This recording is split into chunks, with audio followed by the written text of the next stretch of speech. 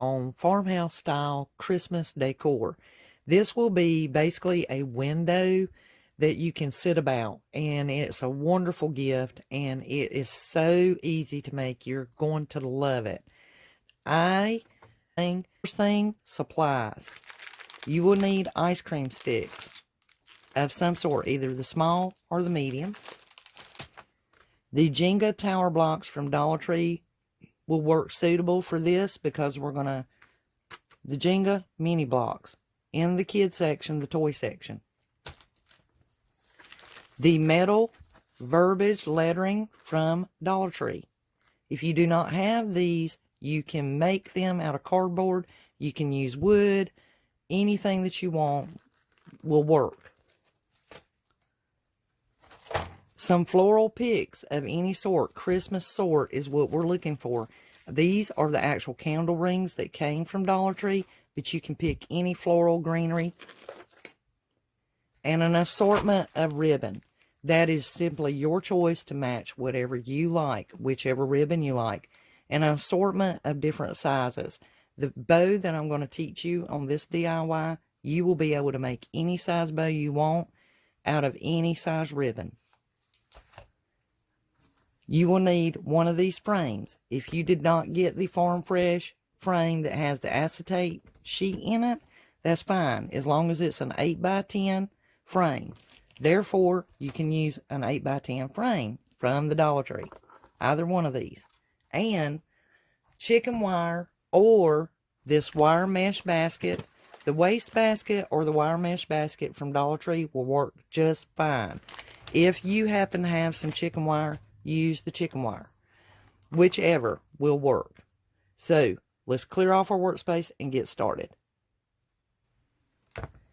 First thing we got to do is prep our frame. So go ahead and plug up your hot glue gun. You're going to need it. This is all the preparation that we're going to have to do in order to prepare our little farmhouse style window frame. If you are using this particular one, you're going to remove this acetate that's got the Farm Fresh. Save that. We'll use it for another future DIY. So we have our frame.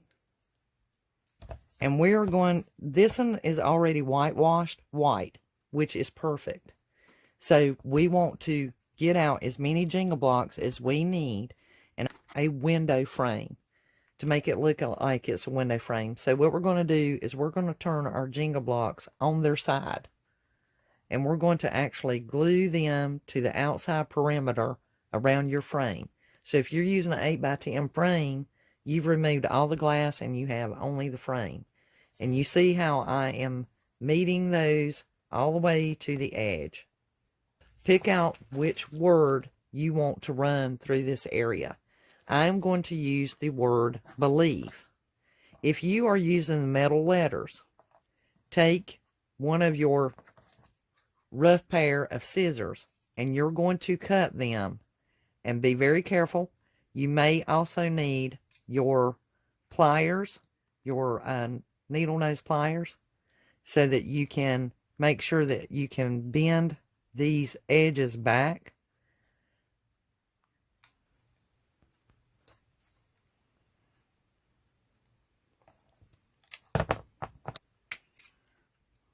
Be careful. That metal is sharp. The B is going to be the most difficult. And just go slow. Take your time. And then what you'll do is if you have any edges on that, you'll take. Now with the needle nose pliers, I'm just checking my edges and just pressing them to make sure that there's no rolled metal so that these will not bite me from where I cut them apart. And the needle nose pliers does real good at just flattening them back into place from where they were cut. And I just lay the edge of wherever the metal was and just use it like a metal press. And then set your word aside now that you've got everything bent back like it was. Then is take our chicken wire or our wire mesh and measure how much we're going to need And using our wire cutters, we'll clip it to fit. Whenever we do this, we simply want the edge of our wire to be in the midway of this frame. Not the chicken wire is easily cut with a pair of scissors, and so is the wire mesh on the baskets or waste basket from Dollar Tree. You can cut right through that wire. We are not worried about these edges right here because we will be gluing an ice cream stick over them to protect us from the raw edges. Guys, once you've got your wire mesh cut out and fitted, go ahead and begin putting a little bit of glue in some of the areas about it, just to help keep it where you want it temporarily. And then we're going to actually cover up the raw wire on this with ice cream sticks. And to make sure that no one gets hung on a sharp wire around our frame. So at this time, once you've got a little bit of glue to help hold it and keep it steady, you can go ahead and take your sticks and use a generous amount of glue, and then go ahead and glue your frame, glue those to the frame and cover up the chicken wire. And do that all the way around your frame. Thing is to just anchor your wire into place, and a lot of times the glue gun will do that until you get situated. As I said, before you paint your Jenga blocks or glue them to your frame, you need to go ahead and size them up and see exactly how many blocks you're going to need to go around the outer perimeter of your frame that you've selected. Your mesh wire will already be in place and secured on the back. Now it's a matter of doing the count to find out how many blocks, glue those together, then glue them to your frame, and then paint them. For this particular frame, there were 22 Jenga blocks needed to fulfill it. 5 at the top, 5 at the bottom, and 6 on the sides. And as you can see, there will be a slight bit of overhang at the top and the bottom, and that is simply okay because it gives us that true chicken house, chicken coop, windowsill appeal and feel to the frame. Depending on your frame will determine how many Jenga blocks and how they will fit, but size them up before you glue anything down. Once you've got those selected, glue them together, glue them to your frame, and proceed with painting them in a whitewash. Now, to me, the really great thing about working with the Jenga blocks is if you get one that's a little cockeyed or a little crooked, you can actually just pop it loose and glue it back. It's no trouble at all, and that will keep them, hopefully, as lined up as you can possibly get them to go. And just work your way around your frame until you get all your blocks. Once I get all my Jenga blocks glued together, I will go back and glue them to my frame and get them all set into place. Easy peasy lemon squeezy. Just get them together. That's the main thing. And just keep going until you get them all glued together. Now, if you guys use the Waverly chalk paint like I do, then you already know there's not much to adding water on this to make it into a whitewash. You can actually take the chalk paint and just put it on there. Just go, and don't try to be precise. Just cover it. And you want some of that wood look coming through like a whitewash. And whenever I'm doing something of a whitewash using chalk paint, I dampen my paintbrush prior to placing it in the paint and brushing it on. So I don't try to be accurate. I just hit and miss with it. That way it gives it that old farmhouse look and that whitewash effect, because it keeps you from having to actually paint and distress the wood. So you can actually just hit it with the chalk paint just like I'm doing here. And don't try to be accurate. Just go across there. And here and there and everywhere. Just make sure you put it on there. And as you can see the wood kind of bearing through. It's not solid and covered. And if you want to, you can kind of hit your frame. And if you want some of that wood to show through, you just do what I'm doing here. You just kind of hit it and go. And that way it ties in with this fresh white chalk paint that I'm putting on here, and it won't stand out. So a little tidbit or trick I want to share with you guys is, now that you've kind of roughly chalk painted or whitewashed your boards on the outside, if you are using the wire mesh that is white, great. If you're using a black, great. My chicken wire was green, and I've had it for a long time. I have bought it for some other crafts and DIYs from Michael's a long time ago, and they still carry the green because it's excellent for doing floral arrangements, and it serves as a great grid line. But if you see what I'm doing here, I'm just hitting it with the chalk paint.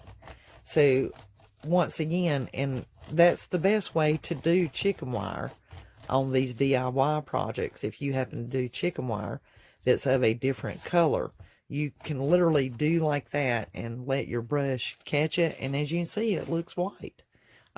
It's not much to it. Rather than trying to spray paint it, I see a lot of DIYs where people actually try to spray paint chicken wire, and the best thing for chicken wire is to take a brush and keep it straight up and down almost, and just rake it across it and let that wire pick up the paint. And it doesn't even splash, it just hits the bottom surface under here.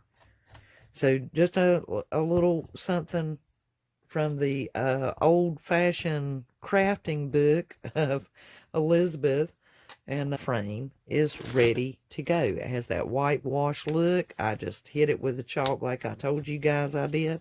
That way some of the wood the natural wood is coming through in the background.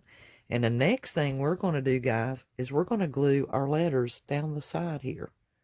So in looking at this, the believe's going to be here, but I don't know that I want a spot here. I just feel like I want to put something there. The floral arrangement is going to be up here in this corner, then the believe. So I just kind of feel like I want something here, a light or a candle or something. And that's why, you know, like ring if you believe, I want to put my bell there. And if I don't go with the bell, I will definitely go with a light. I love anything with lights. And that's the good thing, is you could actually string lights on this. But I do want it to have that farmhouse, country decor feel to it, you know. So those are some options, light, bell. And when we get to that point, we'll decide. In the time being, I'm actually going to pick a ribbon that I'm planning on putting in my floral arrangement and run it from here to here. Your ribbon can be anything from a 1/2 inch.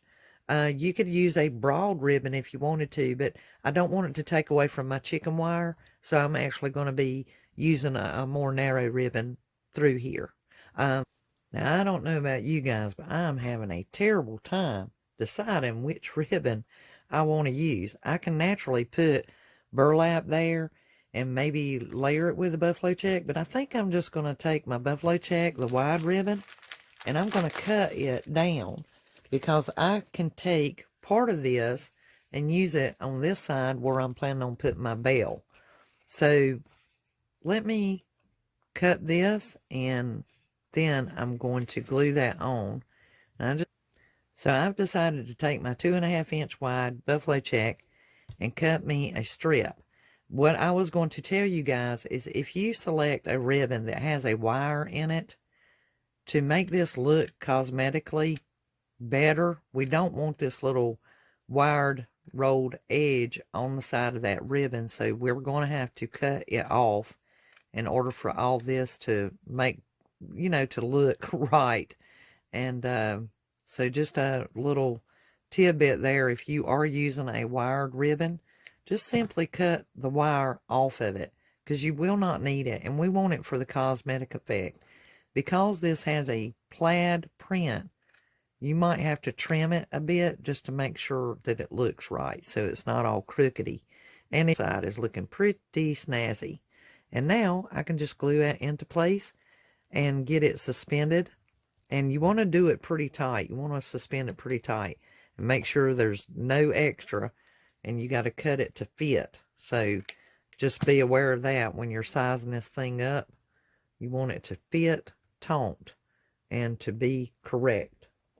Next move I want to make is probably go ahead and do my floral arrangement and then put my words on here, because I don't want anything to disturb this tightness of this ribbon. If you guys can see, it is, you know, stretched across there.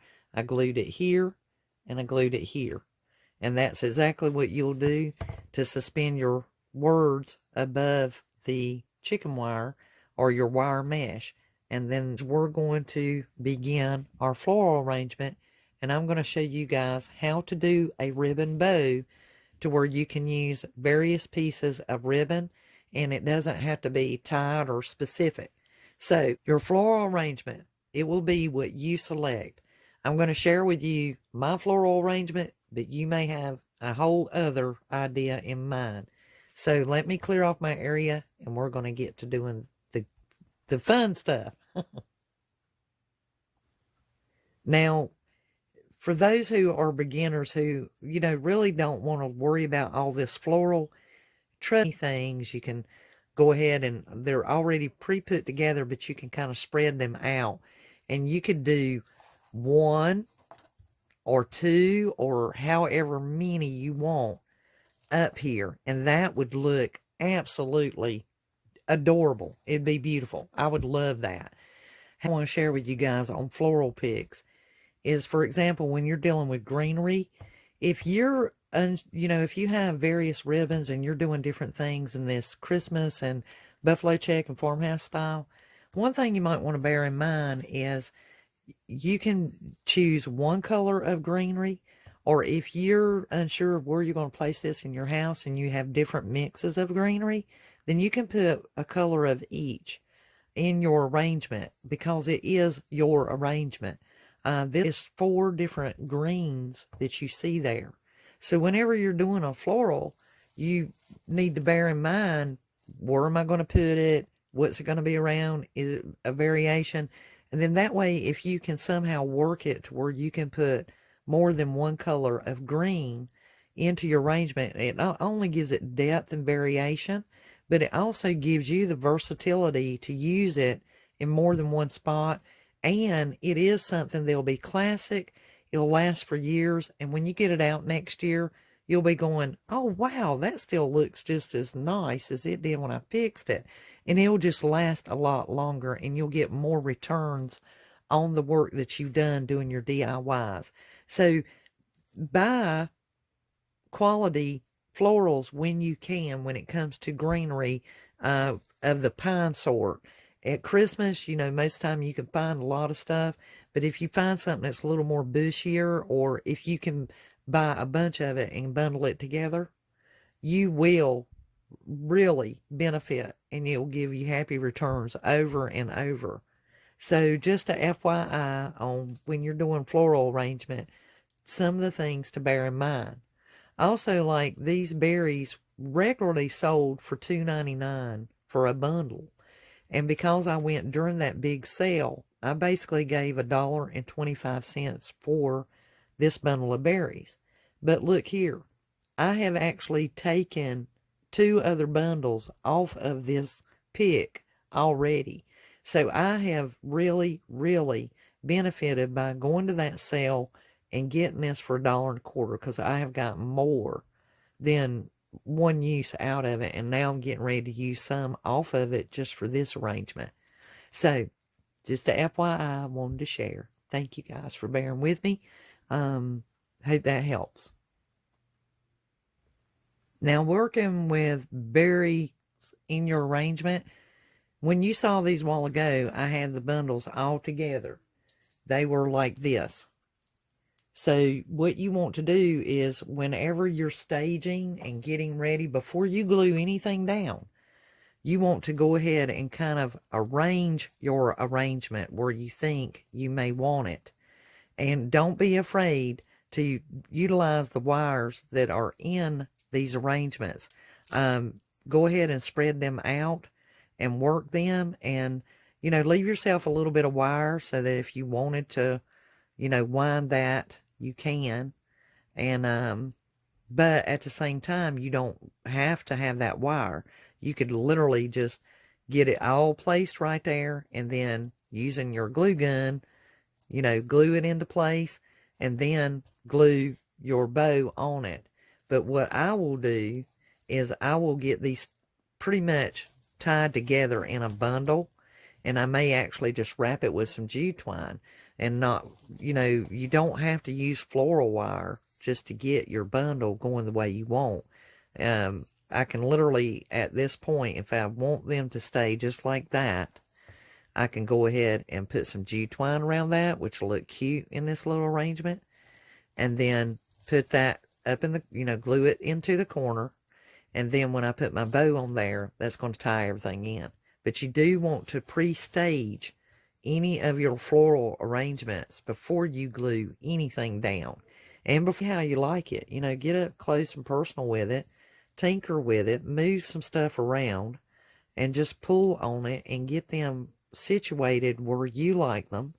Where you want, you know, to where you can see what it is that you're wanting to see. What's the most relevant to you. And then proceed in gluing it into spot. Or tying it into spot. And then that way, you know, you kind of, now you see up close and personal exactly how that's going to look to you. And then go from there. So you don't have to complicate something like that. You know, it's in our nature to complicate things because we're women. And not, I mean, you know, we just have a tendency to once in a while, we figure in all the what ifs and what about this, what about that. We try to cover all our bases and cross all the bridges before we ever get there. We want to know everything about the bridge before we get to it, which is a wonderful thing. I think it's a blessing to be a woman. So anyway, let's just go ahead and proceed with our floral arrangement. I'm going to pin this down so that I can show you guys how to do that bow.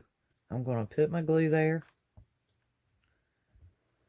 and go ahead and just put my floral up there. Give it a second to take hold. As you notice, I used a piece of jute twine to kind of bound them together. That way I can just put the glue in one spot in that very corner up there without disturbing my arrangement or getting anything out of whack. You can always pull on this afterwards, but the main thing is to get it all into one place and exactly where you want it based on how you staged it.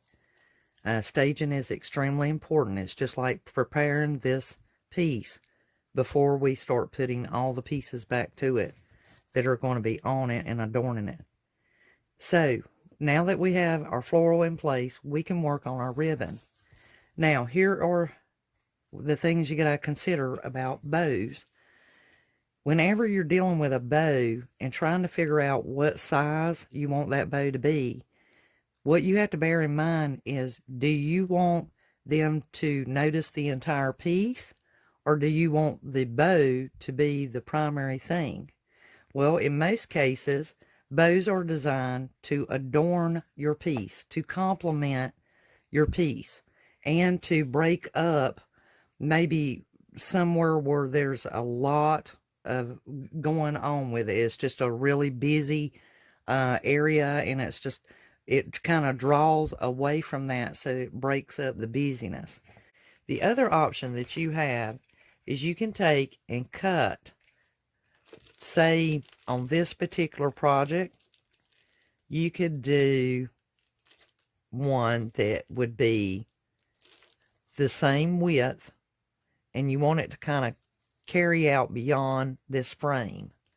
So maybe if you did one such as that, you would go out as far as maybe an inch, inch and a half from this frame. And so this piece alone that I just cut off is 7 inches long. So that's a 7-inch long piece. Now you could take another piece and go just an inch difference and cut this one at 6 inches instead of 7.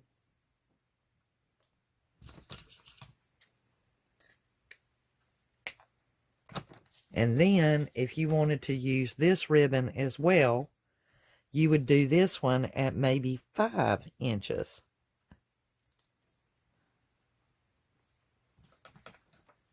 And cut that. All right, now we have 3 pieces of ribbon here. And way you can stack these, just different ways. You could do 2 of each if you wanted to. And then you could adorn this in the center with something else. The cool thing about using different sizes of ribbon, these 2 are the same size. So if you felt that was overpowering it, switch them around and do them this way. And then what you would do is you could dovetail these. And the way you dovetail is fold the wire. If you are right-handed, you will cut towards the wire. So you would go towards the wire, fold it. Now, if you're left-handed, you would do the opposite. You would fold it, the wire to the right, and using your left hand, you would cut towards the wire to the right. And there's your dovetails. So it's really up to you. Actually, I didn't see that that had a bad place in it. Y'all bear with me. I hope it's still long enough. So, now you have that dovetail.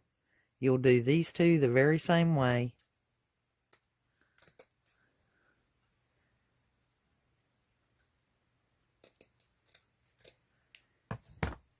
And then you could stack them, or you can lay them in different ways. And then you could leave this one straight if you wanted to. You would put that there, and then you would place something on the top of it to adorn it, if that's really what you wanted, a more simplified type ribbon. Here's another thing. If you wanted to do 2 each of these 2 colors, and have a single of the red, that would look just as grand right there. And here's another thing. You can take these and tie them so that they are all bundled in the center. And that would make you almost a star effect type bow. And then you can turn it any way that you like to get it fixed exactly the way you want it. And you can use string, G-twine. You could put a jewel there, some kind of adornment there, and have these going in every which way. And I call this a ribbon bow. That's what that is to me. That is a ribbon bow. It is not a traditional bow. It's more of a ribbon bow. And it just has just a little bit of bling to it, just a little bit of bump, a little oomph, if you want to call it. The fact that it just looks cute squished together there, and it only has 3 pieces of ribbon. You do not have to have certain bow. You can make your bow any darn way you want to. It is your project. And so if you're just wanting to do this great big enormous fancy thing, absolutely, by all means. But to me, that looks just as good like that as doing a big bow. And I like this so good, I might just glue that on there just for the sake of it, because I really, really like it. And I think that I'm just going to tie this up with some G-twine and glue that right there and be done with it. And I may even let my G-twine just kind of dangle down, because to me that is very country. It's very charming, very country charming. And it's as simple as this. Take your G-twine, throw it over the top of it, bring it around to the back, bring this on the opposite way around to the back, and tie it, and you are done. That is your little ribbon bow, and you just glue it into place. You're finished. If you want the tails of the jute to hang down, you can just leave them just like that and cut it the same as that one and glue it into place, and then you can turn this, twist it, bring it out, spread it whichever way you want. These two have wire in the edge. The burlap, the white burlap here, does not. But as you can see, it's gentle enough that it can be worked. And there we go. We are done with that. Put you a little bit of glue back there. It don't have to be crazy amount. Just enough to get it to stick. And voila. You have your little bow. And that, to me, is just a tattered, that, to me, is just a tattered ribbon bow. Now, how much cuter can you get? I mean, can you really get any cuter than that? I mean, that is just, to me, that is the charm of it all. That's what makes these farmhouse, southern charm, rustic projects so attractive to people, because it is our simplicity as southern women that we can take just a little bit of something and add it, and it just looks awesome. It's no hard work. We simply are reusing what we have, every single inch of it, and we don't waste, not, won't not. And I am just complimented every time someone wants me to share these little tidbits with them and ask me about it, and I really appreciate them being attracted to this and wanting to repeat this and put it on their things and do the same thing that we're doing. So now we're going to add our words over here, and I'm going to figure out a way to tie my bell in. It has a little hole here that I can put some string through it, and I'm just going to basically tie it onto my chicken wire and have that situated so that hopefully somebody will ring it because they believe. And now we're to our verbiage, our words. And if you've got one of the cutting sheets from Dollar Tree, those things come in handy for stuff like this, including painting. So I have these first ones that stayed glued together, and I'm just going to lay them up there for just a moment until I get everything situated. And then attached and just looking great.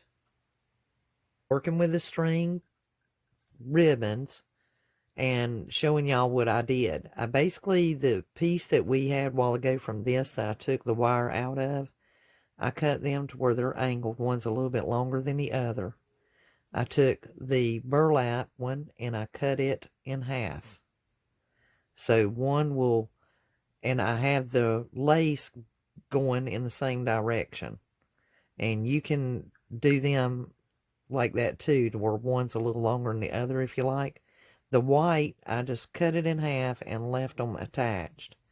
And I just laid them there to where they're like this, to see how they're working out there. Once again, this is just a strip, ribbon strip type, I guess you would call it a tassel, a ribbon tassel. And I have that extra up there because what I'm going to do is use a bit of glue, just kind of smear it around. I'm going to fold this down. That will hold all those others in place. And I'm going to bring this back to it, just like that.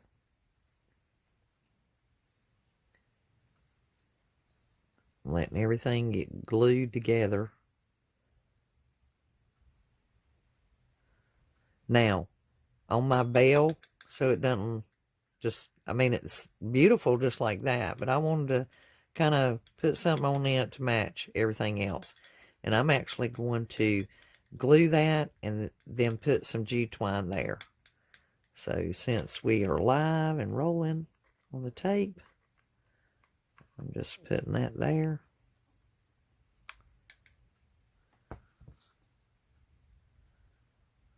Put that on the bell.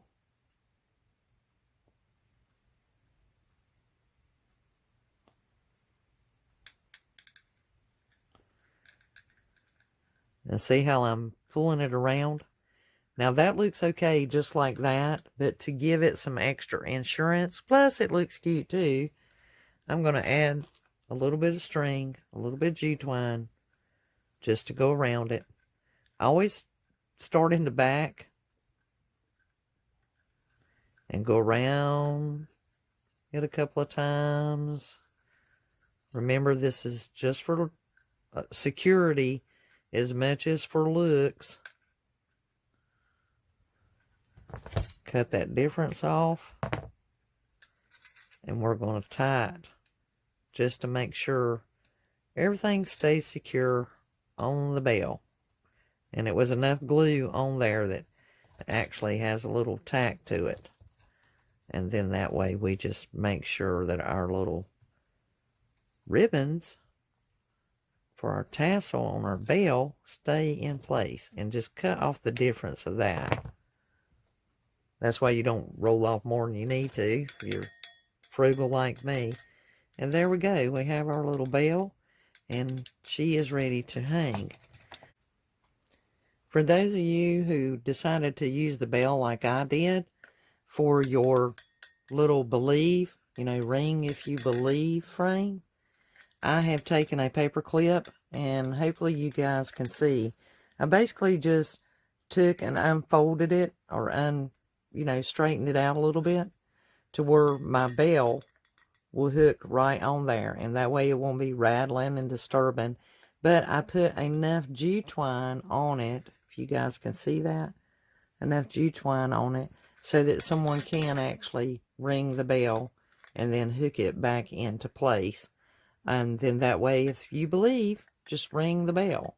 But in the back, just so you can see how I done that, I basically just took the paper clip and wound it, just unbent it to the narrow side of the paper clip, the internal side, and stuck it down in between the frame and the wooden stick inside that glue we put on earlier.